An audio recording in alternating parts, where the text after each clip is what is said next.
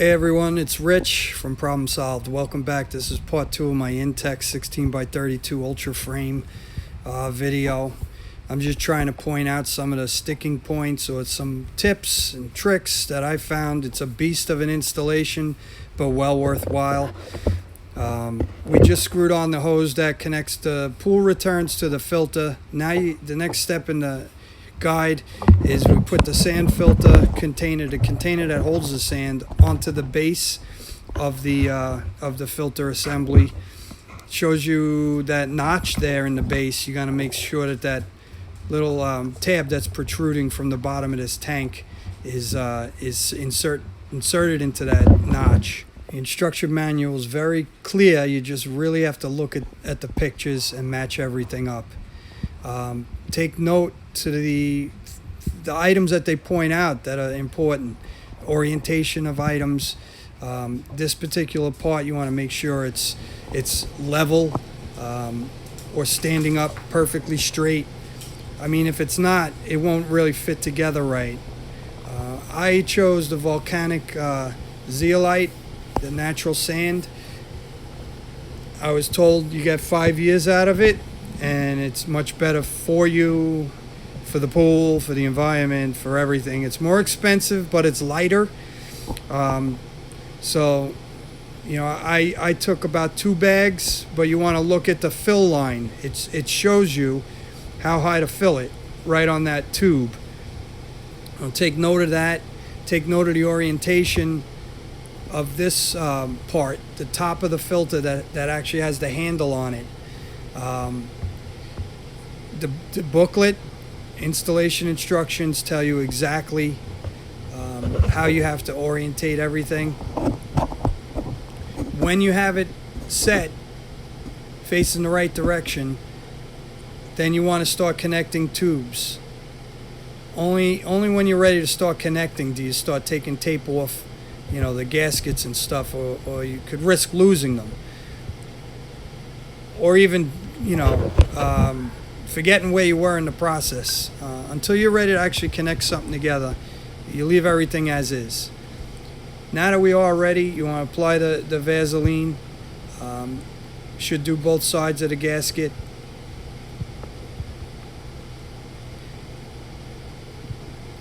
Make sure everything is lubricated well.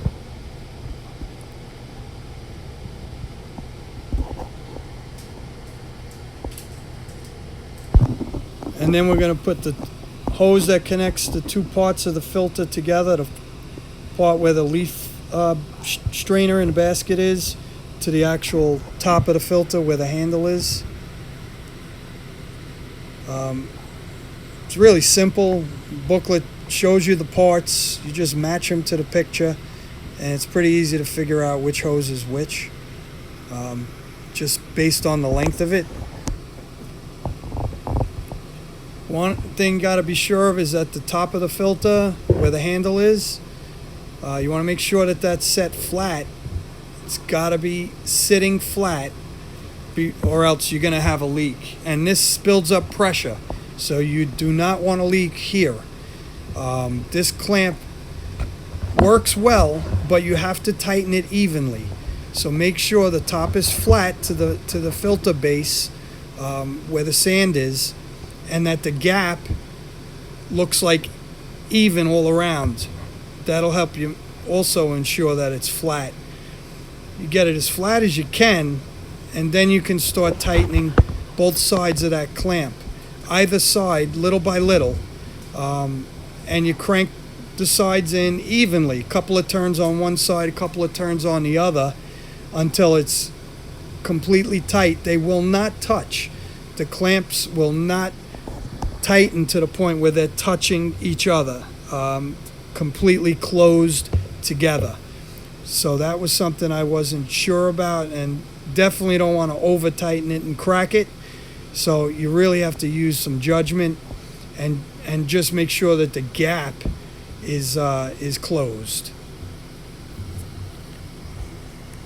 All right, the next hose we have to install, the final hose, is actually the one for the filter. This is the hose that brings the water from the filter you know, that after it's been filtered through the sand, brings it out to your pool. Everything's lubricated. I'm going to turn the nut on, tighten up pretty good. Don't over tighten. You could always go back and tighten a little more if there's a leak. And that's about that. This is the view of the pool before the water is filled. You could see that angle, and this was concerning to me. I was worried for hours, days actually, because I kept filling it and stopping it overnight because I was so worried. This did not look right to me. It's very concerning, and it's scary to see your pool look like this after all the time and effort. But this is normal. This is exactly how it should look. There's nothing to support this frame, the frame rails. They're heavy and they're long, so they're going to bow. Only until the water fills up, and it's only until probably the final 6 inches even, where you really see those frame rails start to spread out. You could see here I got at least 2 feet of water already in the pool, and the rails are still bent, and they're like collapsed in on the pool. It's like it's collapsing into itself. This was probably the scariest part of the whole installation. Looking at these supports, and you want to pull those out, the bottoms of those tight. You want to pull them out. It tells you in the book, once it starts filling a certain level, you can't pull them anymore. So you want to have those set out as far as they can be. Kick out the bottoms as far as they can go. Don't worry about yanking them out, but you want to pull them out as far as they can go before the water goes in the pool, because you can't move them at all once it starts filling. But this is normal. This angle in on those side beams, the long sections, completely normal. And it's normal also for the corners. They're floating corners, so those corners have to allow for expansion. So don't be nervous about that either. They won't pull apart unless you didn't install them right. I continuously filled this pool and checked on it, and checked the angle of that lean in on the side rails, the long length of railing. It slowly improved as it was filling, but again, it was never really straight where I was like, okay, this was correct, everything is okay, and I felt confident in the installation of the pool until the last final maybe 6 to 8 inches of the pool being filled. So I just want to show you some different videos I took on different stages of the filling of this pool. It does improve, it does get better, and obviously there's not too much you could really do wrong. So it's moral of the story is it's normal to see the sides look like they're caving in and collapsing on themselves. Just keep filling it with water as long as you're confident that all those supports along every side are kicked out on the bottom as far as they can go without really yanking them, and that they're sitting level on top of each of the patio blocks or stones or supports that you've chosen to sit them on. You can rest assured that once the water is to the top, unfortunately it takes until the pool is really full for you to see that you did everything perfectly fine and the pool is correct. You can see the improvement over time in these videos that I'm showing you now, and I thought it was important enough to spend all this time showing my viewers that you don't need to be nervous about this. It doesn't mention it in the instruction manual that these sides look like they're collapsing in on themselves until the final few inches of volume of water is filled into the pool. So hopefully you could see the significant improvement over time with the bowing of the sides of the pool as the water is filled. The more volume you get in there, the more those sides push out and straighten out.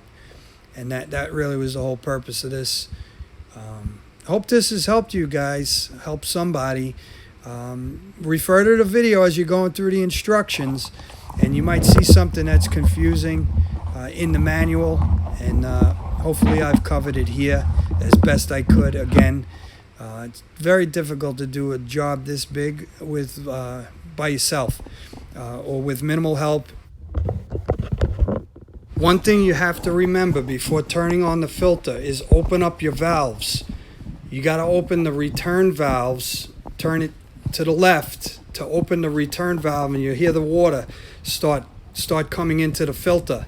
That means everything's good. You also got to tighten the top of that leaf trap where the leaf filter goes. You want to make sure everything is all the way open, all these valves, or else you're going to blow up your filter. So once you see the water flowing like that, you know you did good on that side, and don't forget to open the other side too on the pool, and you should be good to go. You just want to also make sure this is the side that goes into the pool. The water comes out from the filter into the pool. Make sure that's open too. You want to start up your filter per the instructions that come with the pool. There's separate instructions for the filter. They're really self-explanatory, so I'm not going to cover it here. I couldn't get a good video in the sunlight. The LED display flickers because of the refresh rate of the camera, and it's just the way technology works. So maybe I can get something better some other time. But the important thing here is if your gauge is in the green and you have no leaks, everything is good. If the gauge goes to yellow or red, you got to backwash. That's in the instructions for the filter. You could see now my pool is full. Those side rails, the long sides, they are pretty close to being perfectly straight. I couldn't have been more happy with how they actually did turn out. So this thing is perfectly flat, perfectly level, and almost perfectly straight on both sides.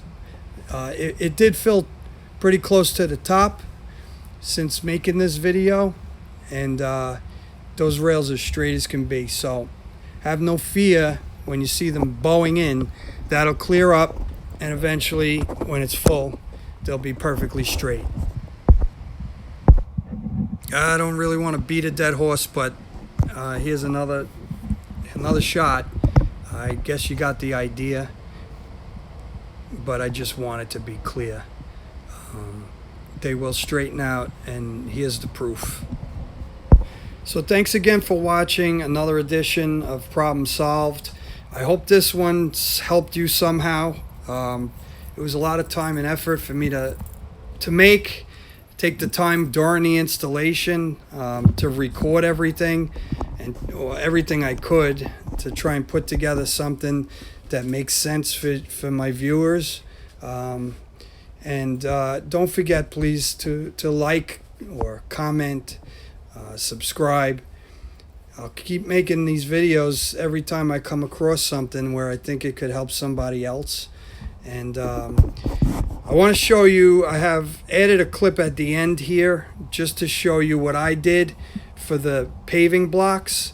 When you kick out the bottoms of these side supports, I did a mark. I put a mark where they started out before filling the pool to see how much they kick out after it's being filled, and they don't really kick out very much at all, maybe another inch. So where you set those bottoms of these side frame supports that are kicked out there on an angle, where you pull those out on the bottom is pretty close to where they're going to wind up being when the pool is full. This was something that was a mystery to me until I actually had to fill it. I probably would have done it a little different if I knew that in advance. I placed them in anticipation of them kicking out even further. They did not kick out much further beyond where I first laid them out. So make a mark and you will see the same thing. They may kick out another inch after the pool is filled. So where you place them before you fill the pool is pretty close to where it's going to end up and wind up being after filling the pool, as long as they're flat and level. So place them in the center of the patio stones or your support material, whatever it is you chose.